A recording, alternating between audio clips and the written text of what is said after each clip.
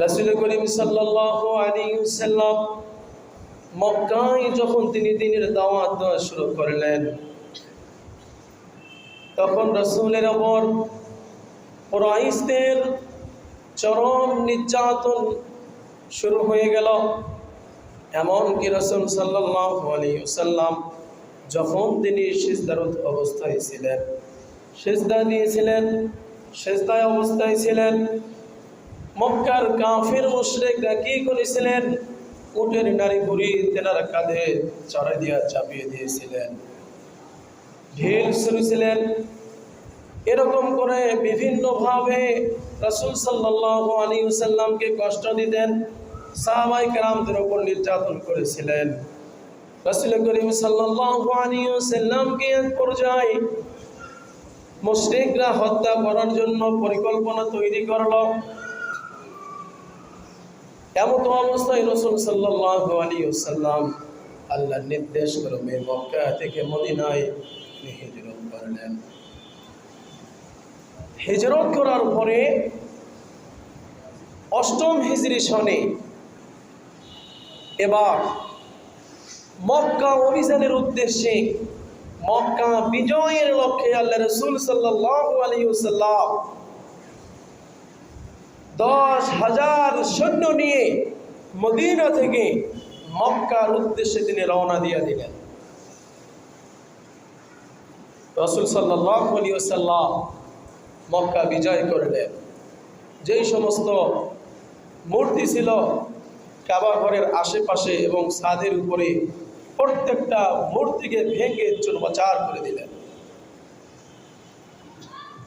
মক্কা যখন বিজয় হয়ে গেল, মক্কার মধ্যে যে মুশরিকরা ছিল অনেকে ইসলাম গ্রহণ করেছিল, আর যারা ইসলাম গ্রহণ করেন নাই এই সমস্ত মুশরিকরা মুসলমানদের ওপর ষড়যন্ত্র শুরু করে দিয়ে দিল। এই কারণে তারা কাফেররা একে অপরে তারা আলোচনা পর্যালোচনা করলো, মক্কা তো বিজয় হয়ে গেছে, আমাদের হাত থেকে, আমাদের কাছ থেকে মুহাম্মদ মক্কা ছিনিয়ে নিয়েছেন। না জানি যে কোনো সময়, যে কোনো মুহূর্তে মুসলিম বাহিনীরা আমাদের ওপর আক্রমণ করতে পারে, আমাদের ওপর হামলা করতে পারে। এই কারণে কুরাইশদের গোত্র ছিল বনু হাওয়াজিন ও তাইফের একটি গোত্র ছিল বনু সাকিফা গোত্র। বনু হাওয়াজিন ও সাকিফা গোত্র উভয়ে তারা পরামর্শ করল যে যে কোনো সময় আমাদের ওপর হামলা করে আমাদের জায়গাতেও তারা ইসলামের পতাকা উত্তোলন করতে পারে। এই কারণে আমাদের ওপর হামলা করার আগে আমরা তাদের উপর, মুসলমানদের উপর হামলা করব। এরকম করে বনু হাওয়াজিন গোত্র মক্কার মধ্যে, আর তাইফের মধ্যে বনু সাকিফা গোত্র ছিল। দুই গোত্র পরামর্শ করল, পরামর্শের ভিত্তিতে মুসলমানদের উপর হামলার সিদ্ধান্ত তারা গ্রহণ করল। মক্কা ও তাইফের কয়েকটা গোত্র মিলে তারা মিত্র গোত্র গঠন করল। কয়েক হাজার সৈন্য বাহিনী তারা গঠন করল, তৈরি করল। তাদের মধ্যে প্রধান কমান্ডার হলেন, তাদের মধ্যে প্রধান সেনাপতি হলেন, তার নাম হলো মালিক ইবনে আওফ আন-নাসারি। মালিক ইবনে আওফকে তারা কমান্ডার করলো, প্রধান সেনাপতি করলো।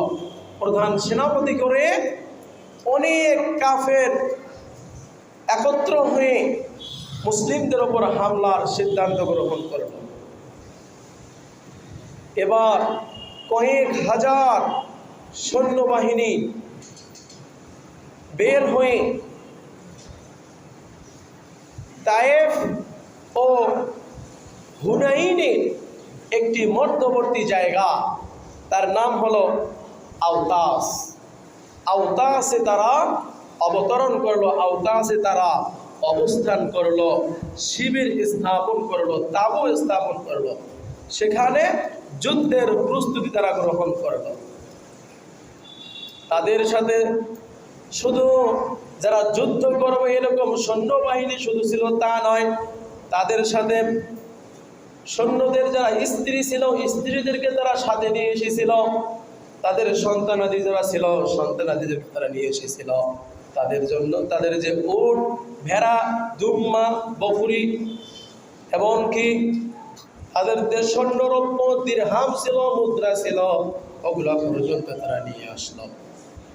আওতাস নামক জায়গায় তারা সবাই একত্র হইল, পুরুষ, মহিলা, শিশু, নারী, সবাই, গরু, ছাগল যা ছিল গোত্র থেকে তারা সব কিছু নিয়ে এসে হুনাইন তায়েফের মধ্যবর্তী একটি জায়গা, তার নাম হলো আওতাস। আওতাসে তারা অবতরণ করলো, আওতাসে তারা জায়গা নির্ধারণ করে নিল। সম্মানিত হাজিরিন, যখন মুসলমানদের ওপর তারা হামলা করবে এই পরিকল্পনা, এইরকম যখন তারা শত্রুরা একত্র হয়েছিল, এই খবর যখন রাসূল সাল্লাল্লাহু আলাইহি ওয়াসাল্লামের কাছে পৌঁছে গেল, রাসূলের কাছে খবর পৌঁছে গেল যে মক্কা যে আপনি বিজয় করেছেন, এতে অনেক মুশরিক আপনার উপর ক্ষেপে গেছে, রাগান্বিত হয়েছে, তারা আপনার উপর আবারও যুদ্ধ করবে। যুদ্ধের জন্য তারা হুনাইনের দিকে তারা একত্র হয়েছে শত্রু বাহিনী। এই খবর রাসূল সাল্লাল্লাহু আলাইহি ওয়াসাল্লামের কাছে পৌঁছে গেলেন। রাসূল সাল্লাল্লাহু আলাইহি ওয়াসাল্লাম তখনও তিনি কোথায় ছিলেন? মক্কায় অবস্থান করছিলেন। তাদের মধ্যে একজন বয়স্ক কমান্ডারও ছিল, বয়স্ক যোদ্ধা ছিল, তার নাম হলো দুরাইদ ইবনে সম্মা। মুশরিকদের একজন কমান্ডার ছিলেন, মুশরিকদের একজন যোদ্ধা ছিলেন। 120 বছর বয়স, আসলে সে বড় যোদ্ধা ছিল। এই দুরাইদ ইবনে সম্মা প্রধান সেনাপতি ছিল যে মালিক ইবনে আউফ। মালিক ইবনে আউফকে বলল, আচ্ছা যুদ্ধের জন্য সৈন্যবাহিনী দরকার, সৈন্যরা প্রয়োজন, সৈন্যরা এখানে আগমন করবে, যুদ্ধের জন্য এখানে আসবে। সৈন্যের সাথে তাদের নারীরা, তাদের স্ত্রীরা, তাদের সন্তান আদি, তাদের যে ধন ও সম্পদ রয়েছে এগুলো তারা কেন নিয়ে এসেছে যুদ্ধের ময়দানে? দুরাইদ বলল। এই দুরাইদ যখন এই কথা বলল, তখন কাফেরদের কমান্ডার মালিক ইবনে আউফ বলল যে তাদের যে স্ত্রীরা আছে, তাদের সন্তানাদি এখানে আছে, তাদের সম্পদরা এখানে আছে, এগুলোর তারা মোহে পড়ে, এগুলোর ওপর তারা ভালোবাসায় সিক্ত হয়ে তারা কখনো যুদ্ধের ময়দান থেকে পলায়ন করবে না, তারা বীরত্বের সাথে মুসলমানদের ওপর ঝাঁপিয়ে পড়বে। এই কারণে আমরা সিদ্ধান্তে উপনীত হয়েছি সবাইকে আমরা এই জন্য সাথে নিয়ে এসেছি। দুরাইদ সেও কাফের একজন সৈন্য ছিল। দুরাইদ বলল, আসলে মালিক ইবনে আউফ, তুমি তো একজন রাখাল, তুমি তো ছাগলের জাত, রাখালের জাত, তুমি তো এগুলা কি বুঝবা? তুমি যে যুদ্ধের ময়দানে এসেছো, তুমি যদি জয়লাভ করো, তোমার তলোয়ার যদি জয়ী হয়, শত্রুরা যদি পরাজিত হয়, তাহলে তোমরাও নিরাপদ হবা এবং তোমার যারা স্ত্রী সন্তান আছে তারাও নিরাপদ হবে। আর যদি তুমি যুদ্ধে জয়লাভ না করো, মুসলমানরা যদি জয়ী হয়, তাহলে তোমরা তো মুসলমানদের কাছে ঘায়েল হওয়া, এর পাশাপাশি তোমাদের স্ত্রীরা, সন্তানরা তারাও কোনোভাবে নিরাপদ হবে না। তোমরা তাদেরকে ফিরে আনো, হাওয়াজিন গোত্রের লোকদেরকে বাসায় ফিরিয়ে নিয়ে যাও, রেখে আসো, পাঠিয়ে দাও, প্রেরণ করো, পাঠাইয়ে দাও, সম্পদরা পাঠাইয়ে দাও। তোমাদের যুদ্ধের জন্য শুধুমাত্র কিছু খাদ্য আর পানি প্রয়োজন, সন্তান সম্পদ তোমাদের তো প্রয়োজন নয়। তার মালিক ইবনে আউফ বলল, তোমরা কি এই যুদ্ধের ময়দান থেকে বাসায় ফিরিয়ে যাবা, না আমার সাথে তোমরা লড়াই করবা? কাফেরদের স্ত্রী সন্তানেরা বলল, না, আমরা আপনার সাথে থেকেই লড়াই করবো বলে। নাউজুবিল্লাহ।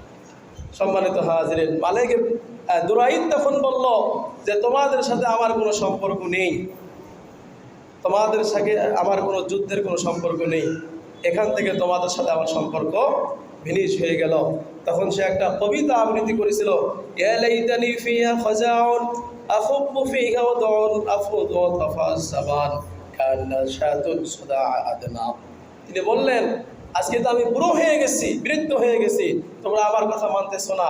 আমি যদি আগের মতো নওজোয়ান থাকতাম তা আমিও ঘোড়ার পিঠে চড়ে একজন যোদ্ধার মতো তাদের বিরুদ্ধে আমি যুদ্ধ করতাম। এই কথা বলে সে তাদের কাছ থেকে বিদায় নিল। সম্মানিত হাজিরিন, রাসূল সাল্লাল্লাহু আলাইহি ওয়াসাল্লাম যখন তিনি জানতে পেলেন যে হুনাইনের নিকটবর্তী আওতাস নামক জায়গায় কাফেররা আমাদের বিরুদ্ধে যুদ্ধ করার জন্য সিদ্ধান্তে উপনীত হয়েছে, রাসূল সাল্লাল্লাহু আলাইহি ওয়াসাল্লাম তখন মক্কা থেকে হুনাইনের দিকে রওনা হলেন। সৈন্যদেরকে নিয়ে রওনা হলেন। রাসূল সাল্লাল্লাহু আলাইহি ওয়াসাল্লামের সাথে মদিনা থেকে মক্কায় আগমন করেছিল 10,000 সৈন্য। আর মক্কার মধ্যে যখন মক্কা বিজয় অর্জন হলো, সেখানে আরও 2,000 নবমুসলিম ছিল। নবমুসলিম ছিল 2,000, আর মক্কা থেকে আগমন করেছিল 10,000। 10,000 আর 2,000 12,000 সৈন্য হয়ে গেল। এই 12,000 সৈন্য নিয়ে মক্কা থেকে হুনাইনের দিকে তারা রওনা হয়ে গেল। মক্কার তখন একজন গভর্নর নিযুক্ত করলেন, তার নাম হলো আত্তাব ইবনে আসিদ রাদিয়াল্লাহু তাআলা আনহু। আত্তাব ইবনে আসিদকে গভর্নর নিযুক্ত করলেন এবং সেখানে যারা নবমুসলিম হয়েছে তাদেরকে দ্বীন শেখার জন্য মুআজ ইবনে জাবাল রাদিয়াল্লাহু তাআলা আনহুকে দায়ী হিসাবে প্রেরণ করলেন, দায়ী হিসাবে রেখে দিলেন। আত্তাব ইবনে আসিদকে গভর্নর করলেন, মুআজ ইবনে জাবালকে দ্বীন শিক্ষার জন্য একজন মুহাদ্দিস হিসাবে সেখানে রেখে দিলেন। যারা নবমুসলিম হয়েছে তারা যেন তেনার কাছ থেকে কি করে, কোরআনের শিক্ষা, ইসলামের শিক্ষা গ্রহণ করে। তাদেরকে রেখে 12,000 সৈন্য নিয়ে হুনাইনের দিকে রওনা হয়ে গেলেন। হুনাইনের দিকে যখন রওনা হলেন, রওনা হওয়ার সময় রাসূল সাল্লাল্লাহু আলাইহি ওয়াসাল্লাম শত্রুদের খবর নেওয়ার জন্য একজন গুপ্তচর, একজন মুসলমানদের একজন খবরদার প্রেরণ করলেন খবর নেওয়ার জন্য। তার নাম হলো আবু হাদরাত আসলামী রাদিয়াল্লাহু তাআলা আনহু। আবু হাদরাত আসলামীকে রাসূল সাল্লাল্লাহু আলাইহি ওয়াসাল্লাম বললেন, যাও দেখো তো হুনাইনে কাফেররা যে শিবির স্থাপন করেছে আমাদের বিরুদ্ধে যুদ্ধ করার জন্য, তাঁবু যে স্থাপন করেছে, কাফেররা যে একত্র হয়েছে, দেখে আসো তাদের অবস্থাটা কি। আবু হাদরাত আসলামী রাদিয়াল্লাহু তাআলা আনহু তিনি চলে গেলেন খবর নেওয়ার জন্য। সম্মানিত হাজিরিন, এবার রাসূল সাল্লাল্লাহু আলাইহি ওয়াসাল্লাম ও সৈন্যবাহিনী হুনাইনের দিকে যাত্রা শুরু করল। যাওয়ার পথে একটা বৃক্ষ দেখতে পেল, গাছ দেখতে পেল। সেই গাছের নাম হলো জাতু আনওয়াত। জাতু আনওয়াত ছিল একটা কুল গাছ, বড়ই গাছ। এই জাতু আনওয়াত, এই গাছ দেখে কতিপয় যারা 2,000 নবমুসলিম ছিল, এই 2,000 নবমুসলিমদের মধ্যে কতিপয় মুসলমান বলল যে ইয়া রাসূলুল্লাহ, এই বৃক্ষে কাফের মুশরিকরা যখন যুদ্ধ করবে, যুদ্ধ করার আগে তারা এই বৃক্ষের কাছে এসে, জাতু আনওয়াতে এসে তারা পূজা করত। তারা তাদের সৃষ্টিকর্তার কাছে চাইতো এবং তাদের যে যুদ্ধের অস্ত্র সরঞ্জাম ছিল সেগুলো ডালের মধ্যে লটকিয়ে রাখতো, যাতে করে তারা যুদ্ধে জয়লাভ করতে পারে। এরকম করে নবমুসলিমরা বলল। তো তারা যেমন এরকম করে এই গাছের নিচে, জাতু আনওয়াত গাছের নিচে, গাছের মধ্যে, তো আপনিও আমাদের জন্য অনুরূপ একটা গাছ নির্মাণ করুন, একটি বৃক্ষ নির্মাণ করুন, রোপণ করুন, যাতে আমরাও অস্ত্র সরঞ্জাম লটকিয়ে রাখবো, সেখানে আমরা ইবাদত করব, আমরা রবের কাছে যাব, যাতে করে আমরাও আমাদের যুদ্ধে আমরা জয়লাভ করতে পারি, আমাদের যুদ্ধের যাতে কল্যাণ হয়। নবমুসলিমদের মধ্যে কতিপয় মুসলমান যখন এই কথা বলল, রাসূল সাল্লাল্লাহু আলাইহি ওয়াসাল্লাম রাগান্বিত হয়ে গেলেন। জবাবে রাসূল সাল্লাল্লাহু আলাইহি ওয়াসাল্লাম বললেন, আল্লাহু আকবার, আল্লাহর কসম খেয়ে বলতেছি, তোমরা তো অনুরূপ বললা যেমন করে মূসার কওমরা বনি ইসরাঈলরা মূসাকে বলেছিল। মূসাকে তার কওমরা অনুরূপ এরকমই একটি ঘটনা বলেছিল। ঘটনাটি হলো যে যখন মূসা আলাইহিস সালামকে ফিরআউনের দলবল ধাওয়া করলো, মূসা আলাইহিস সালাম তখন তার উম্মত কওমকে নিয়ে রওনা হলেন, যাত্রা শুরু করলেন। চলতে চলতে লোহিত সাগরের নিকটবর্তী চলে গেলেন। লোহিত সাগরের কাছে যখন গেলেন, সামনে সাগর, পিছনে ফিরআউন তারও সৈন্যবাহিনী। সামনেও মরণ, পিছনেও মরণ, সামনেও বিপদ, পিছনেও বিপদ। এমতো অবস্থায় বনি ইসরাঈলরা বলল, আমরা এখন কি করব? তখন মূসা আলাইহিস সালাম বলেছিলেন, ইন্না রব্বি সায়াহদিন, আমাদের রব প্রতিপালক, তিনি আমাদেরকে রাস্তা দেখাবেন। বলি সুবহানাল্লাহ। আল্লাহ তাআলার নির্দেশনায় হুকুম মোতাবেক কি হয়ে গেল? সাগর থেকে রাস্তা বের হয়ে গেল। সেই রাস্তা দিয়ে বনি ইসরাঈলরা পাড়ি দিয়ে দিলেন। সুবহানাল্লাহ। ফিরআউনের হাত থেকে বনি ইসরাঈলরা রক্ষা পেল। ফিরআউন এবং তার দলবলকে কি করলেন? লোহিত সাগরে নিমজ্জিত করে চুবিয়ে শেষ করে দিলেন, ধ্বংস করে দিলেন। যখন মূসা আলাইহিস সালাম লোহিত সাগর পাড়ি দিলেন তার কওমরা, এবার আল্লাহ সুবহানাহু ওয়া তাআলা মূসা আলাইহিস সালামকে বললেন, হে মূসা, এবার তুমি কি করো? তোমরা এবার বাইতুল মুকাদ্দাসের দিকে যাত্রা শুরু করো। বাইতুল মুকাদ্দাসের দিকে যাচ্ছেন। চলতে চলতে এমন একটি জায়গায় অবস্থান করলেন যে জায়গার মানুষেরা মূর্তির দেবদেবীর পূজা করে।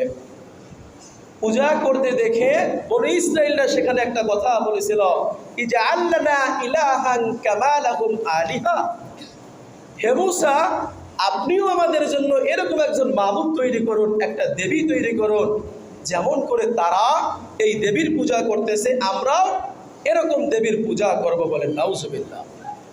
মূসা আলাইহিস সালাম রাগান্বিত হয়েছিলেন, বললেন, ইন্নাকুম কওমুন তাজহালুন, তোমরা হলো মূর্খের দল। একটু আগেই আল্লাহ সুবহানাহু ওয়া তাআলা ফিরআউনের হাত থেকে লোহিত সাগর পাড়ি দিয়ে জ্বলন্ত একটি প্রমাণ, অলৌকিক ঘটনা থেকে আল্লাহ তাআলা তোমাদেরকে আমাদেরকে আল্লাহ তাআলা রক্ষা করলেন।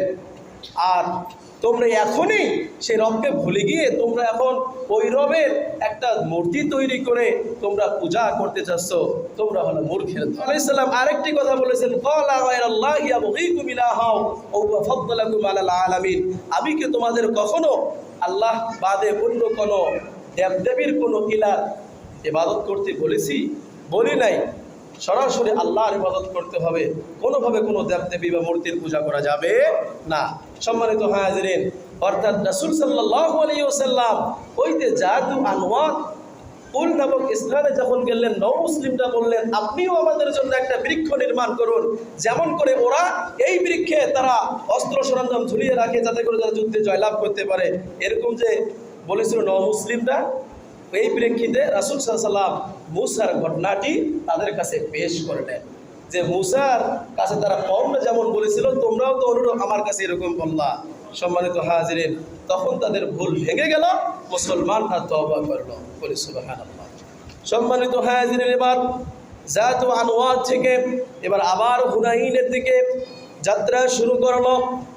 চলতে চলতে এমন অবস্থায় একজন যে গোয়েন্দা প্রেরণ করেছিলেন রাসূল সাল্লাল্লাহু আলাইহি ওয়াসাল্লাম, তেনার নাম হলো আবু হাদরাত আসলামী রাদিয়াল্লাহু তাআলা আনহু। আবু হাদরাত আসলামী রাদিয়াল্লাহু তাআলা আনহু রাসূলের কাছে চলে আসলেন খবর নিয়ে। আবু হাদরাত আসলামী বললেন, ইয়া রাসূলুল্লাহ, এটা কেমন যুদ্ধ? আমি দেখে আসলাম তারা তাদের যে সৈন্যবাহিনীরা আছে, তাদের সৈন্যবাহিনীর সাথে তাদের স্ত্রীরা এসেছে, তাদের সন্তানাদিরা এসেছে, তাদের সাথে উট, ভেড়া, দম্বি, বকরি, ছাগল, টাকা পয়সা, ধন দৌলত, স্বর্ণ, রৌপ্য যা আছে সব কিছু তারা নিয়ে এসেছে যুদ্ধের ময়দানে। এটা কেমন একটা যুদ্ধ? রাসূল সাল্লাল্লাহু আলাইহি ওয়াসাল্লাম তখন এই গোয়েন্দা আবু হাদরাত আসলামী রাদিয়াল্লাহু তাআলা আনহুর কথার জবাবে তিনি বললেন, তিলকা গনিমাতুল মুসলিমিনা গাদান ইনশাআল্লাহ। হে আমার সাহাবীরা, তোমরা শোনো, অতি শীঘ্রই আমরা এই যুদ্ধে জয়লাভ করব, আর তাদের কাছে যে ধন ও সম্পদ আছে এগুলো আমরা গনিমত হিসাবে পেয়ে যাব। বলি সুবহানাল্লাহ। তারা যে ধন সম্পদ নিয়ে এসেছে, এই ধন সম্পদ আমরা তাদের কাছ থেকে ছিনিয়ে নিব, গনিমত হিসেবে আমরা পেয়ে যাব। আর আমরা যে এখনো দুর্বল অবস্থায় আছি, অসহায় অবস্থায় আছি, এই গনিমত নেওয়ার পরে আমাদের মুসলমানরা আর দুর্বল থাকবে না। আল্লাহর ইচ্ছে আমরা এগুলো গনিমত হিসেবে পেয়ে যাব। সম্মানিত হাজিরিন, এই কথা শুনে সাহাবায়ে কেরাম খুশি হয়ে গেলেন। খুশি হওয়ার পরে কতিপয় মুসলমানদের মধ্যে মুসলিম যারা ছিল এরাই বেশিরভাগ বলাবলি করলো, আজকে তো আমাদের যোদ্ধা অনেক, কাফেরদের সৈন্য সংখ্যা কম আর আমাদের সৈন্য সংখ্যা অনেক বেশি, আমরা আছি 12,000 সৈন্য, সৈন্য সংখ্যা আমরা বেশি আছি, আমরা আজকে জয়লাভ করব, কোনোভাবে আমাদের পরাজয় হবে না। এই কথা মুসলমানদের মধ্যে অনেকে বলাবলি করলো। এই কথা যখন তারা বললেন, আল্লাহ তাআলা এই কথাটি বরদাস্ত করতে পারলেন না।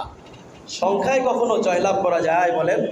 আল্লাহর সাহায্য ছাড়া, আল্লাহর সাহায্য ছাড়া সংখ্যায় কখনো জয়লাভ করা যায় না। কারণ বদরের যুদ্ধ হয়েছিল, বদরের যুদ্ধে মাত্র 313 জন সাহাবী ছিল, কাফেরদের সংখ্যা হাজারের বেশি ছিল। জয়লাভ করেছে কারা? মুসলমানরা। কিন্তু সংখ্যায় মুসলমানদের যখন এরকম বলাবলি করলো, আত্মভূমিকা করলো, গর্ব করলো, অহংকার করলো, আল্লাহ তাআলা এটা বরদাস্ত করতে পারলেন না, আল্লাহ মানতে পারলেন না। এই কারণে প্রথম অবস্থায় মুসলমানরা নির্যাতনের শিকার হলো। যেই কথাটি আল্লাহ সুবহানাহু ওয়া তাআলা 9 নম্বর সূরা তাওবার 25 এবং 26 নম্বরে আল্লাহ তাআলা বলেছেন। আল্লাহ রাব্বুল আলামিন বলেন, লাকাদ নাসারাকুমুল্লাহু ফী মাওয়াতিন কাসীরাতিন ওয়া ইয়াওমা হুনাইন ইয আ'জাবাতকুম কাসরাতুকুম ফালাম তুগনি আনকুম শাইআন ওয়া দাকাত আলাইকুমুল আরদু বিমা রাহাবাত সুম্মা ওয়াল্লাইতুম মুদবিরিন। আমি তোমাদেরকে অনেক যুদ্ধে সহযোগিতা করেছি, সাহায্য করেছি, বিশেষ করে হুনাইনের যুদ্ধে আমি তোমাদেরকে সাহায্য করেছিলাম, যখন তোমরা ইয আ'জাবাতকুম কাসরাতুকুম, সংখ্যায় যখন তোমরা অনেক ছিলা, সংখ্যায় যখন তোমরা বেশি ছিলা, ফালাম তুগনি আনকুম শাইআ, তখন তোমরা আত্মভূমিকা করেছিলা, গর্ব করেছিলা, ওয়া দাকাত আলাইকুমুল আরদু, এমন অবস্থায় তোমাদের জন্য জমিন সংকীর্ণ হয়ে গেল, তোমাদের জন্য এই জমিন এত প্রশস্ত হওয়া সত্ত্বেও তোমাদের কাছে সংকীর্ণ হয়ে গেল। সুম্মা ওয়াল্লাইতুম মুদবিরিন, এবং এমন অবস্থায় এক সময় তোমরা কি করলা? তোমরা পৃষ্ঠ প্রদর্শন করে পলায়ন করলা। সম্মানিত হাজিরিন, বিষয়টা এরকম হয়েছিল যে যখন রাসূল সাল্লাল্লাহু আলাইহি ওয়াসাল্লাম এবং সাহাবায়ে কেরামরা হুনাইনের কাছে চলে গেলেন, তখন রাত্রিবেলা ছিল। রাত্রিবেলা থাকার কারণে কোনোভাবে তেনারা বুঝতে পারলেন না, জানতে পারলেন না যে কাফেররা ওত পেতে আসে আমাদের ওপর হামলা করার জন্য। আর কাফেরদের যে কমান্ডার ছিল, সেনাপতি ছিল, তার নাম হলো মালিক ইবনে আউফ আন-নাসারি। মালিক ইবনে আউফ নাসারি আগে থেকেই সৈন্যদেরকে বলেছিল, যখন তারা হুনাইনে চলে আসবে তখনই আমরা সঙ্গে সঙ্গে প্রথমে আমরা তীর নিক্ষেপ করা শুরু করব। তীর নিক্ষেপ করার পর যখন তীর নিক্ষেপ করা শুরু হয়ে যাবে, তারপরে আমরা একসাথে একযোগে মুসলমানদের উপর হামলা শুরু করে দেব। সম্মানিত হাজিরিন, তাই হয়ে গেল। রাত্রে প্রায় তখন ভোর হয়ে গেছে। ভোরবেলায় যখন তারা গেল, কাফেররা তীর নিক্ষেপ করা শুরু করলো, হামলা শুরু হয়ে গেল। এমত অবস্থায় মুসলমানরা নিজেদের জীবন রক্ষার্থে কী করলেন? পৃষ্ঠ প্রদর্শন করলেন, ছত্রভঙ্গ হলেন, পলায়ন করলেন, ছুটাছুটি করলেন, সেখান থেকে দিক বিদিক সরিয়ে গেলেন। সম্মানিত হাজিরিন, এমত অবস্থায় রাসূল এবং তার সঙ্গে কোনো রেওয়াতে বলা যায় মাত্র 8 জন সাহাবী, 9 জন, 10 জন, 12 জন, এরকম মাত্র কয়েকজন শুধু সাহাবী অবশিষ্ট ছিল। 12,000 সৈন্য সবাই ছত্রভঙ্গ হয়ে গেল। আল্লাহু আকবার। সম্মানিত হাজিরিন, এরকম কেন হলো? আল্লাহ তাআলা সূরা তাওবার 25 নম্বর আয়াতে আল্লাহ তাআলা বললেন যে আমি তোমাদেরকে অনেক যুদ্ধে সহযোগিতা করেছি, বিশেষ করে হুনাইনের যুদ্ধে যখন তোমরা সংখ্যা নিয়ে গর্ব করেছিলা, তখন তোমাদের জন্য জমিন কি হয়ে গেছিল? জমিন তোমাদের জন্য কি সংকীর্ণ হয়ে গেছিল। সেই যুদ্ধের ময়দান থেকে তোমরা পলায়ন করেছিলা, এরপরে আমি তোমাদেরকে সাহায্য করি। সম্মানিত হাজিরিন, এরপর রাসূল সাল্লাল্লাহু আলাইহি ওয়াসাল্লাম বললেন যে আনা আন-নাবিয়্যুন লা কাযিব, আমি তোমাদের নবী, আমি কোনো মিথ্যাবাদী নই। আনা আব্দুল মুত্তালিব, আমি হলো আব্দুল মুত্তালিবের বংশধর। তোমরা যারা যেখানে আসো সেখান থেকে আমার কাছে ফিরিয়ে আসো। সম্মানিত হাজিরিন, রাসূলের সাথে তেনার চাচা হযরত আব্বাস রাদিয়াল্লাহু তাআলা আনহু ছিলেন। আব্বাস রাদিয়াল্লাহু তাআলা আনহুকে রাসূল সাল্লাল্লাহু আলাইহি ওয়াসাল্লাম বললেন যে চাচা আপনি কি করেন, আপনি মুসলমানদেরকে ডাক দেন। আব্বাস রাদিয়াল্লাহু তাআলা আনহুর কণ্ঠ অনেক উচ্চ কণ্ঠ ছিল। আব্বাস রাদিয়াল্লাহু তাআলা আনহু তখন ডাক দিলেন, কোথায় সাহাবীরা যারা তোমরা হুদাইবিয়ার সন্ধির সময় সন্ধি করেছিলা ওই বাবলা গাছের নিচে রিদওয়ানে, সেই সাহাবীরা তোমরা কোথায়? প্রায় 1400 সাহাবী হুদাইবিয়ার সন্ধির সময় শপথ করেছিল যে আমরা কখনো জেহাদের ময়দান থেকে পলায়ন কোনো পৃষ্ঠ প্রদর্শন করব না যতক্ষণ পর্যন্ত আমাদের জীবন থাকবে। এরকম যে উচ্চ কণ্ঠে যখন আব্বাস রাদিয়াল্লাহু তাআলা আনহু বললেন, তখন কিন্তু এক এক করে সাহাবীরা আবারও হুনাইনে রাসূলের কাছে উপস্থিত হলেন। বলে সুবহানাল্লাহ। সম্মানিত হাজিরিন, আবার আব্বাস রাদিয়াল্লাহু তাআলা আনহু রাসূল সাল্লাল্লাহু আলাইহি ওয়াসাল্লাম বললেন, তুমি আবার ডাক দাও মুসলমানদেরকে, আনসার সাহাবীদেরকে তিনি ডাক দিলেন। আনসার সাহাবীদের আউস খাজরাজের গোত্রের অনেক বড় বড় যোদ্ধা ছিল, তারাও আসলো। যখন প্রায় 100 সৈন্য হয়ে গেল, রাসূল সাল্লাল্লাহু আলাইহি ওয়াসাল্লাম এবার কাফেরদের ওপর হামলা শুরু করে দিয়ে দিলেন। সুবহানাল্লাহ। সম্মানিত হাজিরিন, এমত অবস্থায় রাসূল সাল্লাল্লাহু আলাইহি ওয়াসাল্লাম আল্লাহর কাছে দোয়া করলেন, আল্লাহ আমার উম্মতেরা, আমার সাহাবীরা ভুলবশত তারা অহংকার ভোগ করেছিল, এই কারণে তুমি কি আমাদের লাঞ্ছিত করবা, অপমানিত করবা, তুমি কি আমাদেরকে পরাজিত করবা? আপনি আমাদের উপর সহায় হন, সহযোগিতা করুন। আল্লাহ তাআলা সাহায্য করলেন। পরের আয়াতে আল্লাহ তাআলা বললেন, সুম্মা আনজালাল্লাহু সাকিনাতাহু আলা রাসূলিহি ওয়া আলাল মুমিনিন ওয়া আনজালা জুনুদান লাম তারাউহা ওয়া আযাবাল্লাযীনা কাফারু ওয়া যালিকা জাযাউল কাফিরিন। আল্লাহ রাব্বুল আলামিন তোমার কি করলেন? আল্লাহ তাআলা সুম্মা আনজালাল্লাহু সাকিনাতাহু, আল্লাহ তাআলা নাযিল করলেন সাকিনা রাসূলের উপর, ওয়া আলাল মুমিনিনা এবং ঈমানদারদের উপর প্রশান্তি বর্ষণ করলেন। ওয়া আনজালা জুনুদান লাম তারাউহা এবং কতিপয় সৈন্য প্রেরণ করলেন যেই সৈন্যদেরকে তোমরা দেখতে পাওনি। বলি সুবহানাল্লাহ। ওয়া আনজালা জুনুদান লাম তারাউহা, সেই সৈন্য বলতে এখানে ব্যাখ্যা হলো ফেরেশতা মণ্ডলী আল্লাহ তাআলা পাঠিয়ে দিলেন মুমিনদের কাছে। ওয়াজ্জাবাল্লাযীনা কাফারু এবং কাফেরদেরকে কি করলেন? শাস্তি প্রদান করলেন। ওযালিকা জাযাউল কাফিরিন, আর যারা কাফের তাদের কর্মফল এটাই হয়ে থাকে। সম্মানিত হাজিরিন, আল্লাহ তাআলা সাহায্য দিলেন, মুসলমানরা জয়লাভ করলো।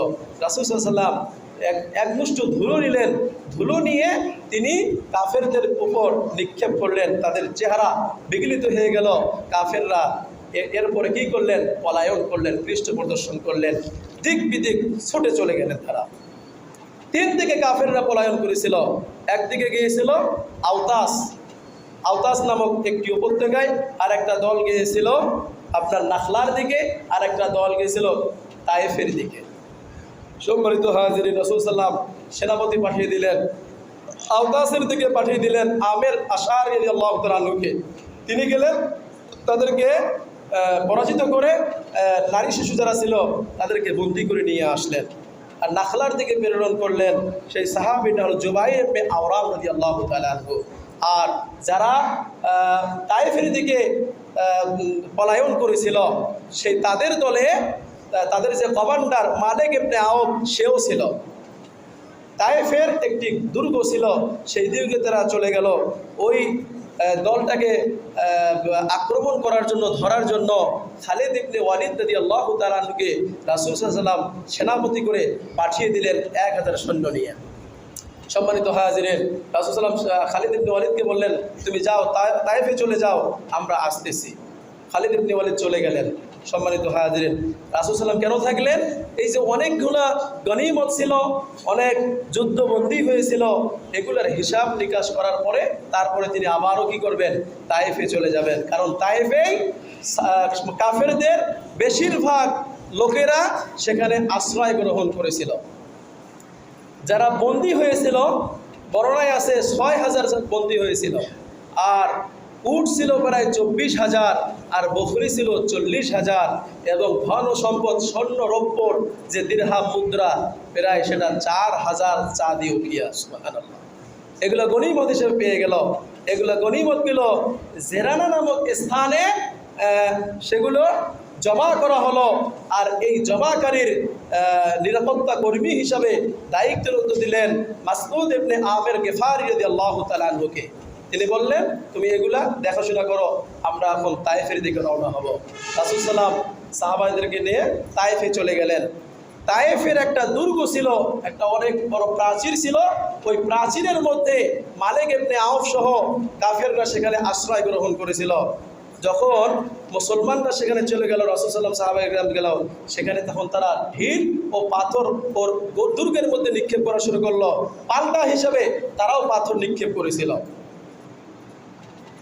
নিক্ষেপ করার কারণে পাথরের আঘাতে, তীরের আঘাতে 12 জন সাহাবী তায়েফে শাহাদাত লাভ করেন। অনেকে আবার হতাহত হন, আহত হন। সম্মানিত হাজিরিন, অনেক চেষ্টা করলো মুসলমানরা, কিন্তু কোনোভাবেই এই তায়েফের যে দুর্গ তারা যে ছিল তারা কোনোভাবে আত্মসমর্পণ করলো না, তারাও পাল্টা আক্রমণ করতে লাগলো। আর প্রায় এই অবরোধ ছিল 40 দিন যাবত, কোনো রেওয়াতে আছে 20 দিন।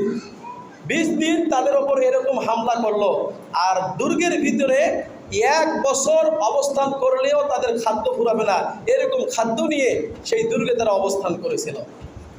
সম্মানিত হাজিরিন, এখন দুর্গ নিয়ে তিনি কি করবেন, এই তায়েফের যুদ্ধ নিয়ে তিনি কি করবেন? এই জন্য নওফেল বিন মাবির সাথে তিনি পরামর্শ করলেন।